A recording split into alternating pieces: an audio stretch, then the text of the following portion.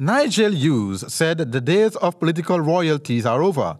He was referring to people who are insulated from lawsuits, vested with absolute power, and who govern as though they are lords of the land. Not because we are going to elect our party into power, but never again as citizens of this country will we ever allow anybody to enjoy the executive power that is vested in them under this Constitution. And that is why the Alliance is pledging to change the Constitution. You said a constitution that prevents parties from coalition after an election is a danger to democracy. Why is it, brothers and sisters, that after 5 decades, we have a constitution that says that if you don't get a majority, you cannot wait until after the elections to come together and form a coalition? Because if that had happened and if we had those provisions in the Constitution, we would have had President David Granger and Prime Minister Nagamootoo since 2011. So we must understand the things that we have to change. The AFC chairman said Guyanese have failed their foreparents because they have taken comfort in the same system the colonials have bequeathed Guyana 50 years ago. He presented a remedy for citizens to reclaim their inheritance.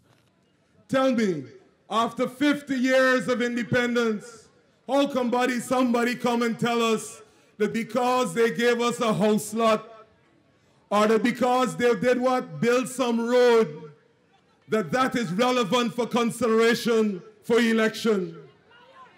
We are entitled to a house lot. That is nothing new. And furthermore, if we had been rich enough, we wouldn't have to depend on the government for a house lot. We would all be rich enough to buy our own house lots. Hughes told Essequibians that the PPC government continues to make a comparison with a distant and recent past in a bid to hide their corrupt practices. After the chairman pointed out that Guyanese have to change their thinking, culture, and the way they look at the future, he called for the opening up of the information and technological highway. It is foolishness in this day and age, brothers and sisters, that you cannot create jobs in Essequibo for people from Essequibo because you don't even have adequate internet in Essequibo. Guyana, brothers and sisters, is the second slowest internet provider in the entire Caribbean.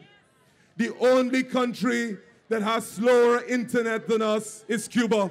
He concluded that the PPC government spends considerable time fighting over frivolous things instead of planning for the future. Andrew Weeks, HGP Nightly News.